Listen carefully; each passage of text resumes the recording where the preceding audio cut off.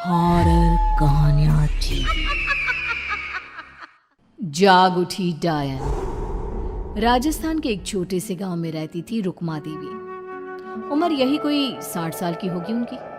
गांव के लोग कहते थे कि वो औरत नहीं बल्कि डायन थी, क्योंकि शादी होते ही रुक्मा के पति की मौत हो गई और फिर धीरे धीरे उसके परिवार के सब लोग एक एक करके खत्म हो गए और साथ ही गांव में पड़ा अकाल। जमीन सूख गई, खेती सूख गई, लोग भूखे मरने लगे।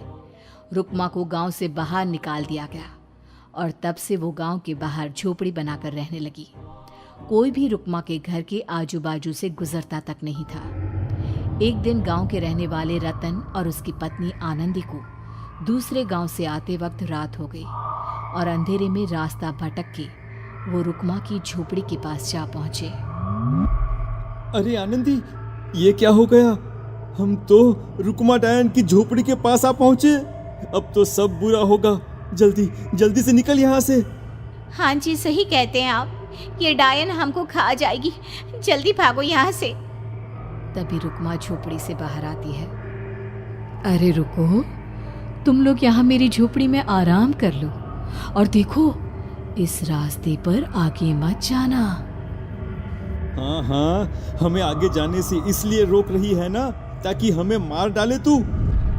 अरे ना ना, मैं तो तुम्हारी जान बचाना चाहती हूँ, मेरी बात तो सुनो।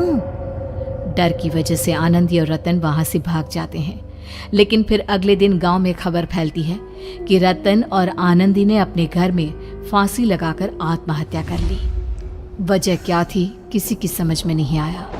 अगले दिन गांव में जोर का तूफान आया और भयानक तरीके से किसी के रोने की आवाज गूंजने लगी। अरे भाई, लगता है उस डायन रुक्मा ने गांव पे काला जादू कर दिया है। हाँ भाई, मुझे भी ऐसा ही लग रहा है। लगता है कल आनंदी और रतन मर गए।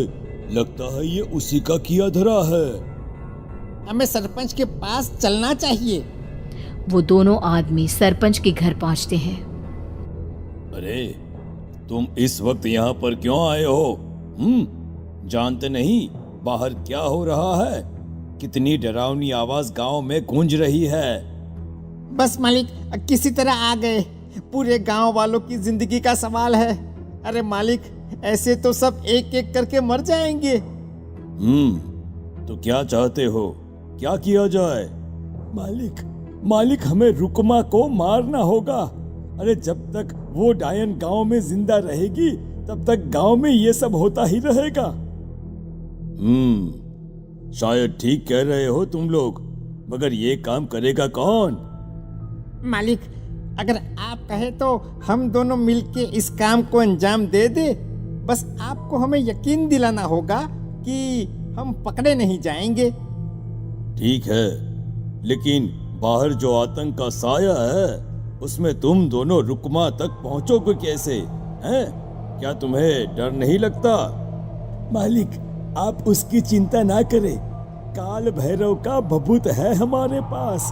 रुक्मा तक पहुंचकर आसानी से मौत के घाट उतार देंगे उसको। हाँ, मैं भी चलूंगा तुम लोगों के साथ। उस डायन को मरते हुए देखने की बड़ी इच्छा है मुझे।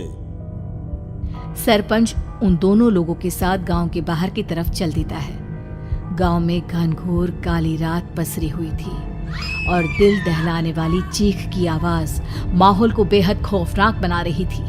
हाथ में काल भैरव का भभूत लिए वो तीनों रुक्मा की झोपड़ी की तरफ जा रहे थे। वहां पहुंचने के बाद, ये लो खंजर और पार कर दो इस डायन के कलेजे के अंदर। मालिक, आप बस यहीं खड़े होकर नजारा देखो, आज ना बचेगी ये। हाँ मालिक, ये भभूत अब इसकी जरूरत नहीं है। मैं इसे यहाँ पेड़ की डाली पे रख देता हूँ। लौटते वक्त हमारी रक्षा करेगा। वो दोनों आदमी चुपके से सोती हुई रुक्मा देवी के ऊपर वार करते हैं। एक जोरदार चीख से वो इलाका गूंज उठता है, लेकिन अचानक रुक्मा के शरीर से जो खून बहता है उसका रंग नीला था। ये देखकर वो दोनों आदमी डर से कांपने लगते हैं। अरे अरे अरे अरे, ये क्या? अरे इसके खून का रंग तो नीला है। अरे तो क्या हुआ?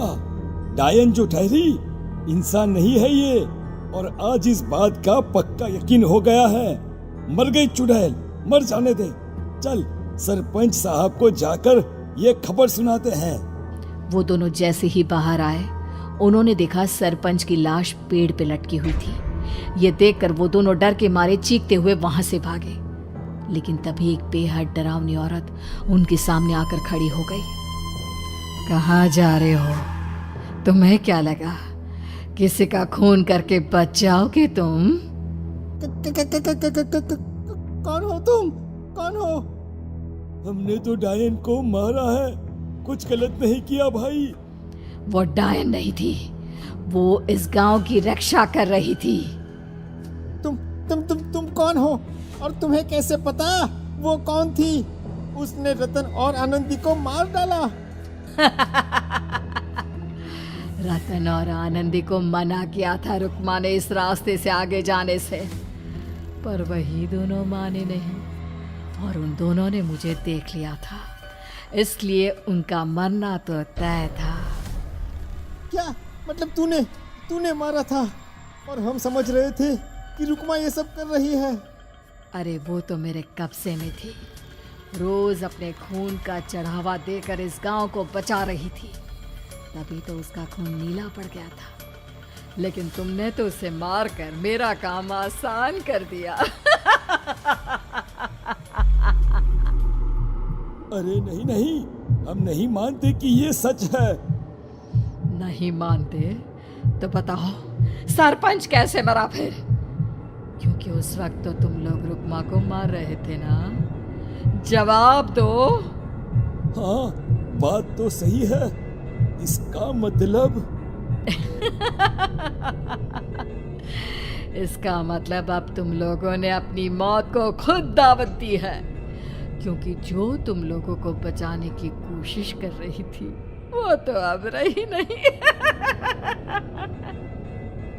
अरे लेकिन कौन है वो जो हम लोगों को मारना चाहता है? आत्मा, रुक्मा के घर वालों की आत्मा। वो लोग कोई आम आदमी नहीं, खूनी भेड़िए थे, और रुक्मा ने उनका ये राज जान लिया था। रुक्मा के अंदर शक्तियां थी जिसके चलते उसने उन सबको खत्म कर दिया। क्या? अरे लेकिन पूरा गांव तो समझ रहा था कि रुक्मा अपने घर वालों को खा गई। खा रुक्मा नहीं, मैं आ गई। क्योंकि असली डायन मैं हूं, और अब कोई नहीं बचेगा इस गांव में, कोई नहीं। भागो तुम दोनों। वो दोनों आदमी पागलों की तरह भागते हुए गांव पहुंचते हैं। वहां देखते हैं कि पूरा गांव खुद की नदी बन चुका था। हर तरफ लाशें ही लाशें पड़ी थी, और रुक्मा के मरे हुए घर वाले उन लाशों को खा रहे थे। कुछ देर के बाद उन दोनों का भी वही हाल हुआ।